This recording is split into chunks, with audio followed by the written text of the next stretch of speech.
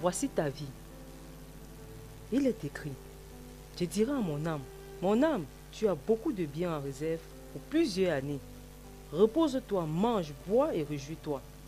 Luc 12, verset 19.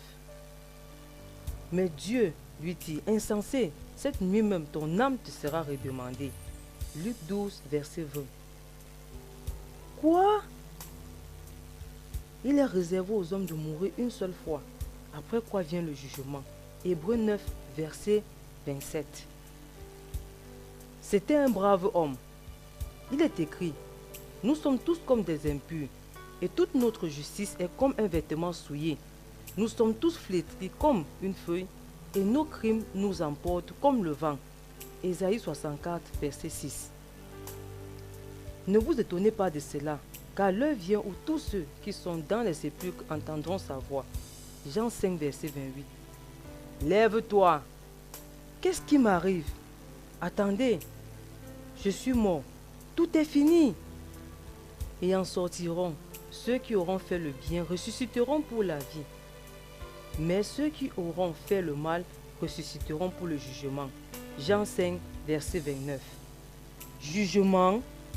Mais tu ne comprends pas. Le ciel et l'enfer sont ici-bas sur la terre. J'ai toujours dit cela. Viens, tu as un rendez-vous. Y aura-t-il quelqu'un d'autre là?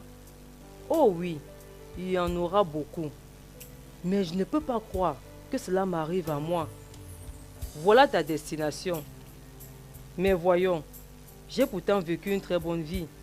Elle n'était pas différente de celle des autres. Tout a été enregistré. Selon qu'il est écrit, il n'y a point de juste, pas même un seul. Romains 3, verset 10. Ensuite, et je vis les morts, les grands et les petits, qui se tenaient devant le trône.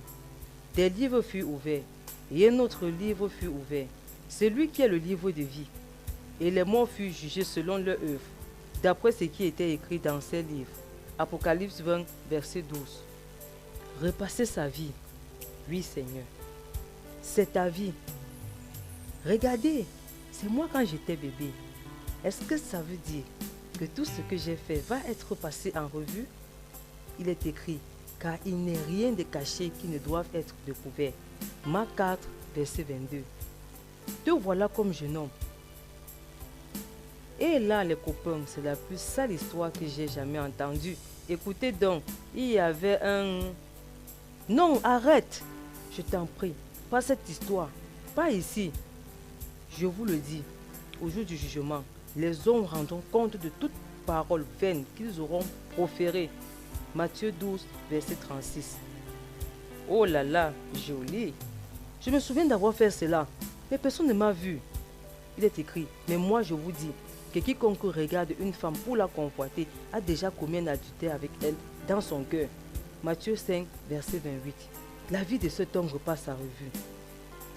Mensonge, désobéissance aux parents, orgueil, calomniateur, haïssant Dieu, envie, adultère, faux accusateur, impitoyable, tromperie, hypocrisie. Pourquoi est-ce que personne ne m'a mis en garde contre tout cela? La Bible dit, car il n'y a rien de caché qui ne doive être découvert, ni de secret qui doivent être connus. Matthieu 10, verset 26. Attendez, regardez, c'est moi à l'église. Vous voyez bien que je n'étais pas si mauvais. Le pasteur, car Dieu a tant aimé le monde qu'il a donné son Fils unique afin que quiconque croit en lui ne périsse point, mais qu'il ait la vie éternelle. Jean 3, verset 16. Pendant que le pasteur est en train de prêcher, l'homme assis à l'église pense à autre chose et se dit, je me demande qui est en train de gagner la coupe du monde. Le pasteur a la chair. Si tu confesses de ta bouche le Seigneur Jésus et si tu crois dans ton cœur que Dieu l'a ressuscité des morts, tu seras sauvé. Romains 10, verset 9. L'homme assis à l'église se dit, cela ne m'intéresse pas du tout. Quelle heure est-il? Le pasteur de dit, Jésus lui dit, je suis le chemin, la vérité et la vie. Nul ne vient au Père que par moi. Jean 14, verset 6. Et l'homme de dit, la barbe, je n'ai pas besoin de Christ, je ne fais pas de mal, je ferai ma vie d'après mes idées. L'homme en enfer, je devais être complètement fou. Non, qu'est-ce que je peux dire? Je suis perdu, sans espoir, sans Christ. Je suis coupable, coupable. La Bible déclare, ne vous y trompez pas. On ne se moque pas de Dieu. Ce qu'un homme aura sémé, il le moissonnera aussi. Galates 6, verset 7. Le Seigneur assis sur son trône dit, ouvre le livre de vie. L'ange répond, son nom n'y est pas, Seigneur. Le Seigneur dit, retirez-vous de moi, maudit. Allez dans le feu éternel qui a été préparé pour le diable et pour ses anges. Matthieu 25, verset 41.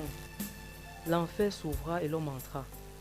La Bible dit, et ceux-ci iront au châtiment éternel, mais les justes à la vie éternelle.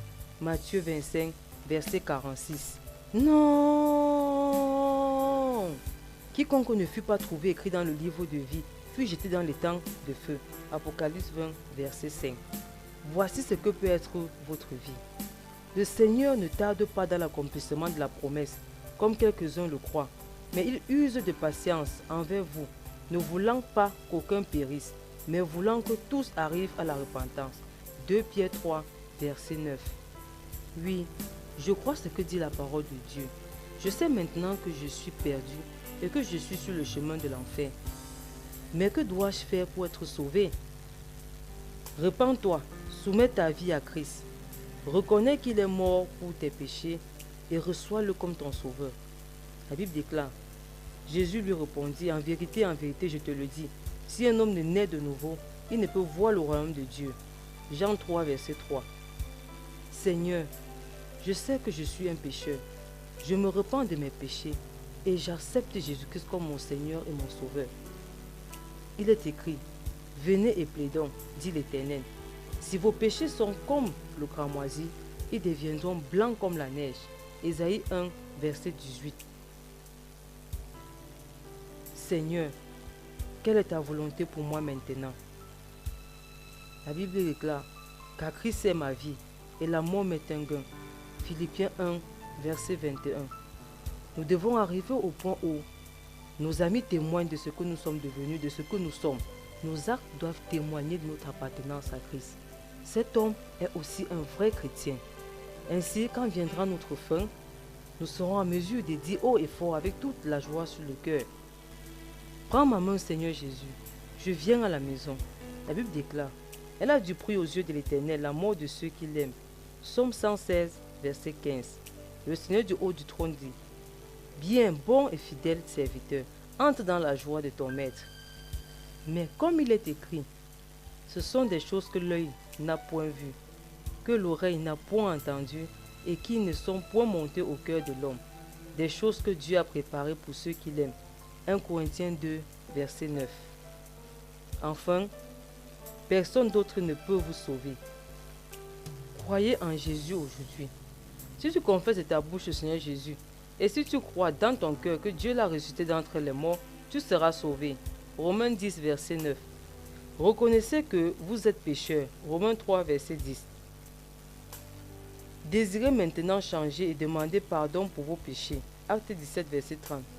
Croyez sincèrement que Jésus est mort à votre place en prenant sur lui vos péchés et qu'il est ressuscité des morts. Romains 10, verset 9 à 10.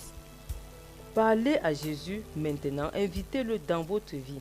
Demandez-lui d'être votre sauveur. Romains 10, verset 13. Comment prier? Dieu vivant, je suis un pécheur et j'ai besoin de ton pardon. Je crois sincèrement que Jésus a versé son sang pour moi et qu'il est mort pour mes péchés. Je te demande pardon pour mes péchés. Seigneur Jésus, je t'invite à entrer dans mon cœur maintenant et à me sauver. Si vous avez demandé à Jésus de vous sauver, c'est pour vous le début d'une nouvelle vie avec lui. À partir d'aujourd'hui, lisez la Bible chaque jour pour mieux connaître Jésus-Christ. Parlez à Dieu chaque jour. Faites-vous baptiser et joignez-vous à d'autres chrétiens pour louer et servir Dieu ensemble dans une église où Jésus-Christ est prêché et où la Bible est l'autorité finale. Parlez de Jésus-Christ autour de vous. Amen.